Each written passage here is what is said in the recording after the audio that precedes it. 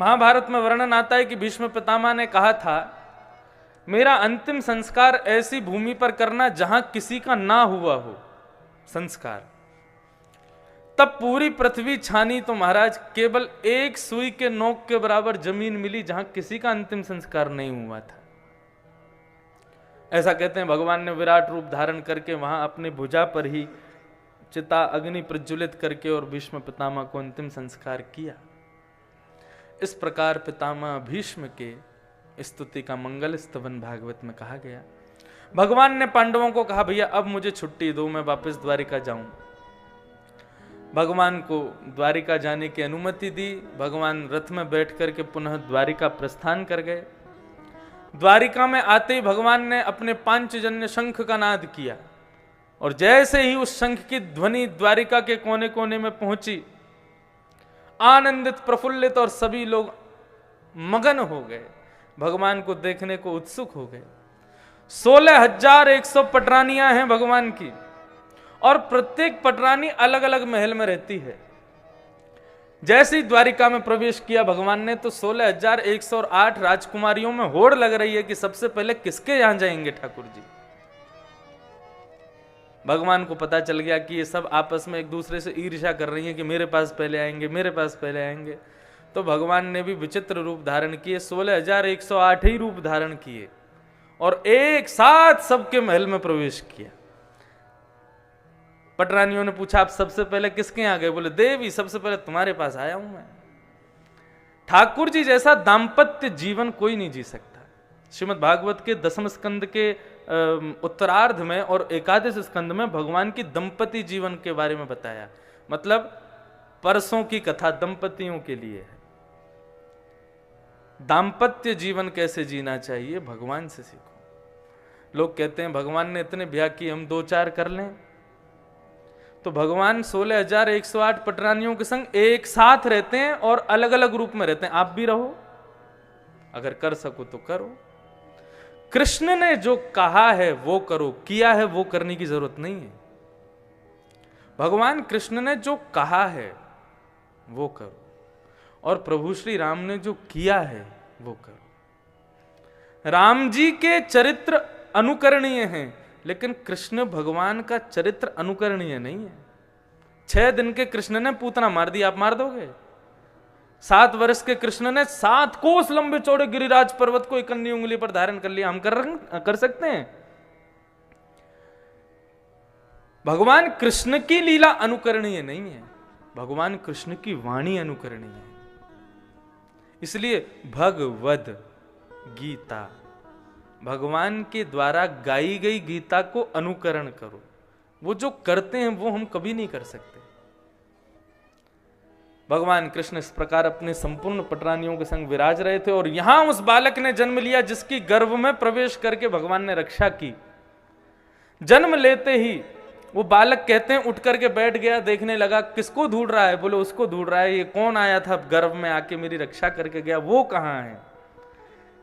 सबके मुखमंडल को इस प्रकार इस भांति देखने लगा तो उसका नाम परीक्षित हो गया। भगवान भी उसके लिए टोपी कुर्ता लेकर के आए, पुनः हस्तिनापुर गए और जाकर के खूब उत्सव मनाया। भगवान ने कहा अब हम पुनः वापस द्वारिका जाएंगे, तो युधिष्ठिर ने अर्जुन को साथ भेजा, जाओ भगवान को छोड़ करके आओ द्वारिका तक। अर्जुन भगवान को छोड़ने के लिए द्वारिका जब भी जाते हैं तो ज्यादा से ज्यादा 10 दिन में वापस आ जाते हैं, लेकिन आज महीनों बीत गए, अर्जुन लौट करके नहीं आया। चिंता जगी युधिष्ठिर की। आज सुबह से ही अपशगुन देख रहा है युधिष्ठिर। सूर्य मानो उदय नहीं हुआ, अस्त हो रहा है। नदी का जल जो सदैव शांत रहता था आज समुद्र की तरह उफान भर रहा है।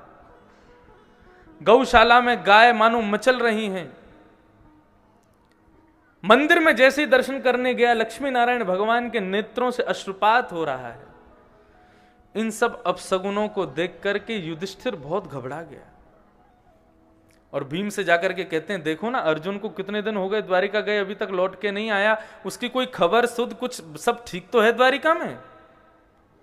इतने में ही एक दीनहीन सा व्यक्ति मुख्य द्वार पर आकर के गिर पड़ता है।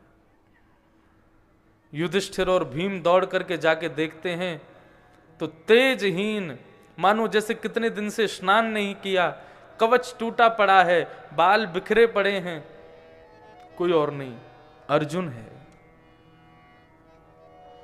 अर्जुन से द्वारिका के विषय बहुत देर तक तो मानो जैसे सुन रहा हो, कुछ नहीं बोला।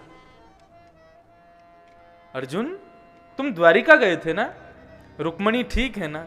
भगवान की समस्त पटरानियां ठीक है ना? देवकी वसुदेव सब कुशल है ना? भगवान के पुत्र प्रद्युम्न अनिरुद्ध आदि सब ठीक है ना?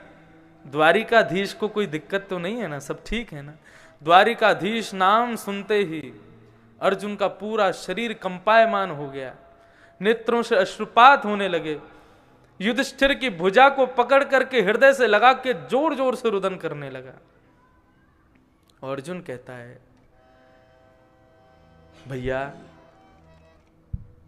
निरंतर हमारे साथ छाया की तरह रहने वाले महाभारत विशाल युद्ध को इस प्रकार पार करवा दिया जैसे एक मां अपने पुत्र के हाथ को पकड़ करके पार कर देती है, जिनकी वजह से मेरा गांडीव धनुष तीनों लोकों में सबसे ज्यादा प्रचलित था।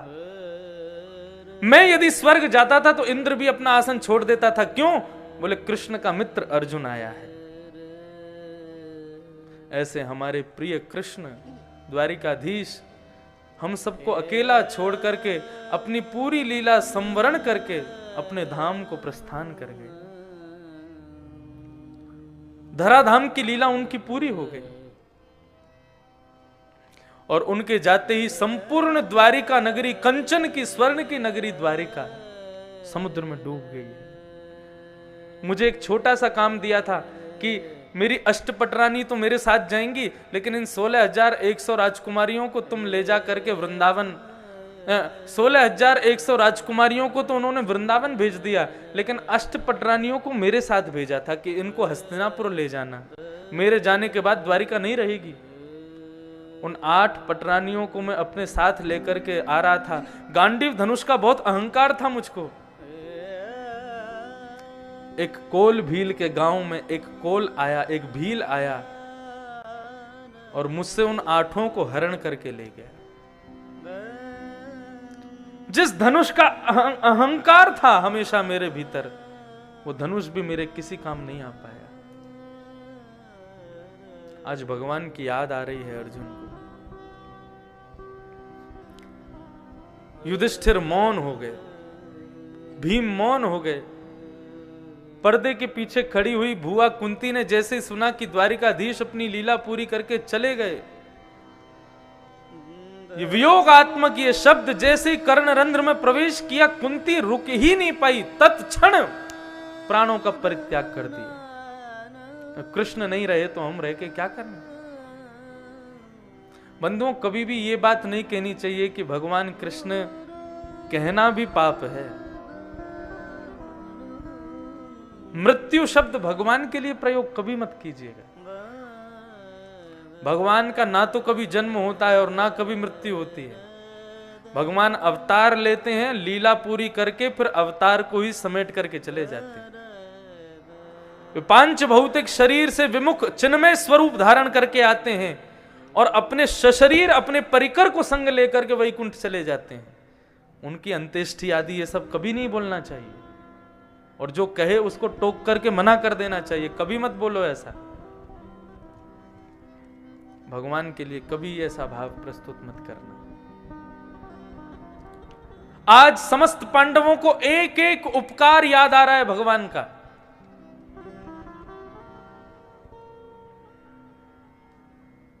महाभारत युद्ध के सबसे बड़े योद्धा का चयन होना था। बर्बरीक के पास में सब लोग गए और सबने जाकर के कहा, बर्बरीक, तुमने महाभारत का युद्ध देखा है, बताओ महाभारत युद्ध का सबसे बड़ा योद्धा कौन था। अर्जुन सोचने लगा, मेरा नाम बोलेगा, मैं गांडीवधारी धनुषधारी अर्जुन हूं। युधिष्ठिर जी सोचने लगे कि मैं धर्मराज हूं, मेरा नाम बोलेगा। बोले भीम सोचने लगे, महाभारत का युद्ध का उपसंहार तो मैंने किया था, दुर्योधन की जंगा पर प्रहार करके, मेरा नाम बोलेगा। लेकिन वहां विचित्र घटना घटती है। एक कोने में दोनों हाथों को बांध करके खड़े द्वारिकाधीश की ओर बर्बरीक देखता है और कहता है, महाभारत युद्ध का सबसे बड़ा योद्धा यदि कोई था तो वो थे द्वारिकाधीश कृष्ण।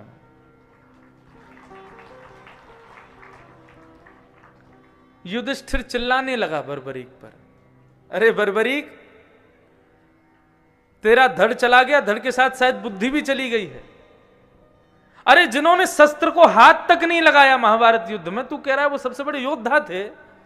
योद्धा का लक्षण पता है?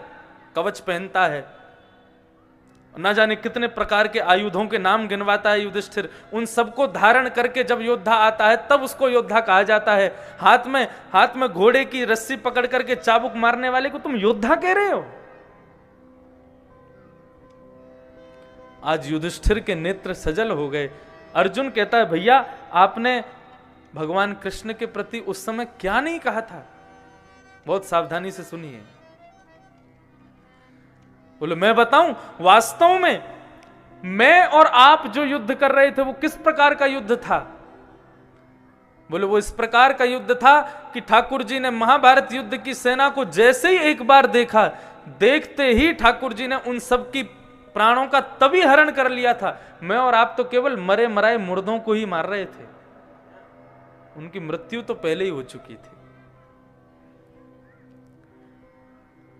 सावधानी से सुनिए बहुत। ये अभी कथा जिस गति से चले, अब चले, हम कृष्ण जन्म चाहे 12 बजे करें, आज कर देंगे। हमसे भागा नहीं जाता कथा में। हमें एक प्रसंग दिखता है तो आप लोग दिखना बंद हो जाते हो, मुझे प्रसंग दिखाई दिखने लग जाता है और फिर मुझे लगता है इसको कह ही दूं। जब महाभारत का युद्ध सुनिश्चित हुआ, उस समय युधिष्ठिर राजा से भगवान कृष्ण ने एक उनको उपाय बताया। बोले, देखो, पांडवों कौरवों के पास सेना बहुत बड़ी है और तुम्हारे पास उतनी बड़ी सेना नहीं है। क्या करो, अपने मित्र राजाओं को संदेश लिखो और तुम्हारे जितने भी मित्र हैं पूरे भारतवर्ष में, उन सबको संदेश लिख करके सबको आमंत्रण भेजो कि वे अपनी सेना लेकर के यहां पधारें। सेना का बल तो होना बहुत जरूरी है। युधिष्ठिर ने कहा, जो आज्ञा। उसने अपने सारे राजाओं को, यहां तक कि इन राजाओं की श्रृंखला में लंका के नरेश, विभीषण का भी नाम था। हमारे पूज्य नाना जी सुनाया करते थे कि विभीषण को निमंत्रण पत्र देने के लिए स्वयं भीम गए लंका, और विभीषण के यहां जैसे ही पहुंचे भीम, तो भीम के आते उनकी खूब बढ़िया स्वागत किया, खूब सत्कार किया, और आकर के विभीषण बड़े अहंकार में आए कि हमारी इतनी सेना। अच्छा, निमंत्रण पत्र युद्ध का कैसा होता था? हमारी इतनी अक्षौणी सेना है, इतने हाथी हैं, इतने घोड़ा हैं, इतने बल्लम फरसा, इतने तलवार, इतने धनुष्बाण, इतने ये, वो सब लिखा जाता है उसमें पत्र में। तो भीम को बड़ा अभिमान था कि महाभारत जैसा युद्ध तो पूरे विश्व में आज तक कभी हुआ नहीं है। विभीषण को दिखाएंगे जैसे ही हम पत्र, तो देख करके चौंक जाएगा विभीषण, क्योंकि जितने भी राजाओं के पास पत्र जाता था वे सब राजा अपने दांतों तले उंगली काट लेते थे। बोले, इतना विशाल। जैसे ही विभीषण के पास में पत्र पहुंचा तो विभीषण पत्र देख करके मुस्कुरा रहा था। तो भीम ने कहा, महाराज 23 अक्षौणी सेना है, कितने करोड़ हाथी हैं, कितने करोड़ घोड़े हैं, कितने करोड़ सैनिक हैं, जाने क्या, उनकी पूरी श्रृंखला बताने लगा। कुल मिलाकर के टोटल मिलाएंगे तो इतनी अक्षौणी, मुझे प्रॉपर संख्या याद नहीं, इतनी अक्षौणी सेना है। तब विभीषण जी जोर से हंसते हैं। बोले, आप हंस क्यों रहे हो? बोले, मैं इसलिए हंस रहा हूं, तुम्हारी महाभारत में कौरव पांडवों की मिलाकर के जितनी सेना है ना, राम रावण युद्ध में उतने केवल ढोल नगाड़े बजाने वाले थे। राम रावण योर युद्धे, या राम रावण योर इव। राम रावण जैसा युद्ध तो राम रावण का ही हुआ था, वैसा युद्ध कभी नहीं हुआ इस महाभारत के, इस भारत की भूमि पर। भीम का सिर चकरा गया। अब यही कथा पूरी नहीं, आगे क्या होता है? भीम कहता मैं बहुत दूर से आया हूं, मुझे कोई पोखरा तालाब बताओ, मैं स्नान कर लूं तुम्हारी लंका नगरी में। तो विभीषण कहते हैं कि भाई देखो तुम कहीं चले जाओ, दक्षिण में एक पोखरा है, उसमें मत जाना। और भीम पांडवों में ऐसा है, इसको कोई चुनौती दे दे तो ये उस काम को अदबद के करता है। भीम बोला ठीक है दक्षिण में नहीं जाऊंगा। तो बोले कहीं चले जाओ, बहुत सारी नदी हैं, पोखरा है, तालाब है, नहा लो आप, लेकिन दक्षिण के जो पोखरा है, जो तालाब है, उसमें मत जाना। विभीषण गया स्नान करने के लिए, तो बाहर निकलते उसने कहा कि ये दक्षिण वाले में ही जाके देखूं है क्या।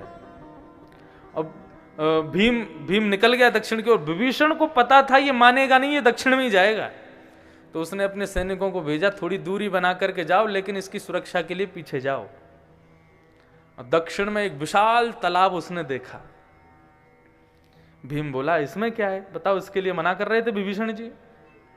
तुरंत अपने वस्त्रादि उतार करके जलाशय को प्रणाम करके जैसे ही गोता मारा, तो गहराई में जाते जाते जाते जाते जाते जाते कहते हैं 15 दिन बीत गए, लेकिन नीचे की गहराई नहीं पता चली उसको। ऐसी स्थिति हो गई, श्वास लेना भारी पड़ गया, अब ना नीचे जा पा रहा है ना ऊपर आ पा रहा है, कोई और छोर दिखाई नहीं दे रहा। तब जाकर के पीछे आ रहे सैनिकों ने गोते लगाए और रस्सी फेंक करके बांध करके भीम को उस नदी से निकाला, उसकी छाती में जोर जोर से हवा करके मुंह से पानी निकाला। जैसे तैसे 2-4 दिन में होश आया तो विभीषण के पास राजमहल में पड़ा था भीम।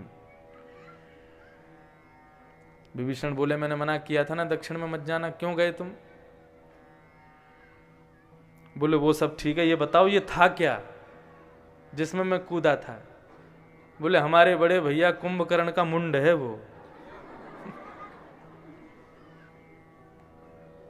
भीम बोला आपके चरण कहां हैं? अरे भाई कहां आ गया हूं मैं, ये कैसी नगरी है?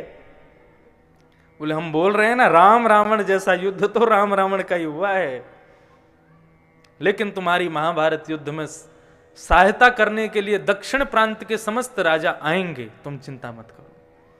तब विभीषण ने पत्र लिखा उडुपी के राजा, एक दक्षिण में स्थान है उडुपी, वहां के राजा को पत्र लिखा कि आप जाइए। सबको पत्र लिखा आप सेना लेकर के जाओ, लेकिन उडुपी के राजा का एक विलक्षण योगदान था महाभारत युद्ध में। उडुपी में भगवान कृष्ण का बहुत सुंदर मंदिर है। तो उडुपी के राजा वो अपनी सेना लेकर के पहुंचे हस्तिनापुर। तो जैसी सेना लेकर के पहुंचे भगवान कृष्ण सबका स्वागत कर रहे थे, आओ आओ आओ विराजो, तुम ये कार्य करना, तुम यहाँ की सेना, तुम यहाँ का भाग संभालना, तुम पूर्व के भाग को संभालना। तुम जैसे उडुपी का राजा आया तो भगवान कृष्ण उससे कहने लगे बताओ तुमको क्या सेवा दी जाए। तो बोले महाराज मैं सोच रहा हूं आपकी इतनी बड़ी सेना सुबह से शाम तक युद्ध करेगी, सूर्यास्त होते युद्ध नहीं होता था, फिर सब भोजन करके आराम करते थे। सूर्यास्त होते ही इतनी विशाल विलक्षण सेना को भोजन कौन कराएगा? मेरी पूरी सेना अस्त्र शस्त्र के बिना आई है, क्या लेके आई है? बोले सब कढ़ाई लेकर के आए, चम्मच लेके आए, चिमटा लेके आए, हम लोग सब क्या करेंगे? भोजन बनाएंगे, सबका भोजन बनाना और शाम को आपकी पूरी सेना को भोजन कराना। भगवान उसके भाव से इतने प्रसन्न हो गए, बोले ये तुमने सोचा ही नहीं कि इतनी भोजन की व्यवस्था कहां से होगी। तो उडुपी के राजा सबका भोजन बनाते थे, शाम को सबको देते थे। रात्रि में भगवान कृष्ण जब सोने जाते थे तो भगवान कृष्ण के कक्ष में उडुपी के राजा एक कटोरा में, चांदी के कटोरा में चने भर के रख देते थे ताकि रात में भूख लगे तो खा लेंगे। भगवान कृष्ण रोज रात्रि में बैठते थे और चिंतन करते थे दूसरे दिन युद्ध में क्या करना है, और चने खाते थे। संपूर्ण महाभारत का युद्ध हुआ, जब अंतिम दिन था तो युद्ध होने के बाद में भगवान सबको कोई ना कोई उपहार दे रहे थे, जितने राजा आए थे। उडुपी के राजा जैसे ही भगवान के सामने आए, भगवान ने उडुपी के राजा की एक विलक्षण बात को आज गौर किया जो इतने दिन से गौर नहीं किया। भगवान बोले यार तुम एक बात बताओ, रोज सेना में से कम 1000, 2000, 3000 सैनिक मारे जाते थे,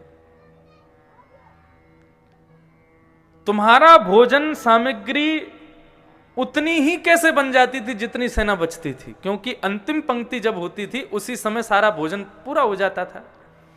तुमको कैसे पता रहती थी कि आज कितनी सेना रहेगी, आज कौन मरने वाला है, क्या होने वाला है? तब उडुपी का राजा बोला, बोले प्रभु मैं आपके कक्ष में रोज रात्रि में चने रखता था, उनको गिन के रखता था, और जितने भी मुख्य योद्धा हैं उन सबका विचार करके रखता था। मुझे पता था आज आप रात्रि में क्या करेंगे, कक्ष में जाएंगे और ऊपर की ओर देखेंगे और सोचेंगे कल किसको मारना है, कल भीष्म पितामह को सैया पे लेटाना, कैसे लेटाना है, यहां से यूं अर्जुन जाएगा, यहां से ऐसे होगा। पूरी रूपरेखा आपके ऊपर बनती रहती थी, और जैसे ही भीष्म पितामह को बाण लगे, बाणों की सैया पे लेट गए, आप कहते हैं हाँ हो गया काम, फिर एक चना खा लेते थे। तो आपकी उस गणना से मैं समझ जाता था आज कितने लोग मरने वाले हैं। भगवान के नेत्र सजल हो गए, उसको हृदय से लगाया, बोले हम तुमसे इतने प्रसन्न हैं, जरूर उडुपी में हमारा एक सुंदर मंदिर बनाओ, और उस मंदिर की मूर्ति में मेरा पूर्ण रूपेण आवेश रहेगा। तो आज अर्जुन कह रहे हैं कि प्रभु महाभारत के योद्धा हम नहीं थे, महाभारत के योद्धा तो कृष्ण ही थे, जो केवल अपनी दृष्टि मात्र से, देखने भर से सभी लोगों के प्राणों का हरण कर लेते थे। वो कृष्ण आज हमको छोड़ करके चले गए। अत्यंत दुखित पांडव,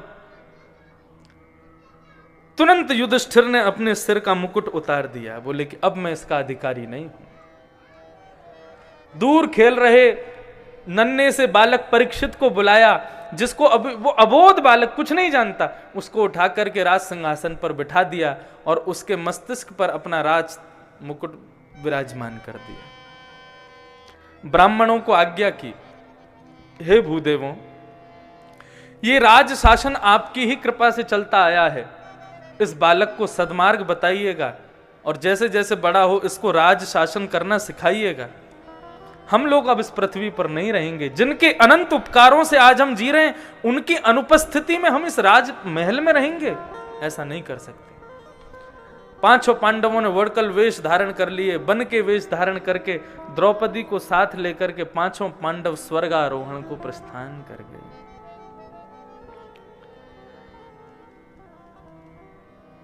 स्वर्गारोहण को प्रस्थान, ऐसे पांचों पांडवों को हम प्रणाम करते हैं।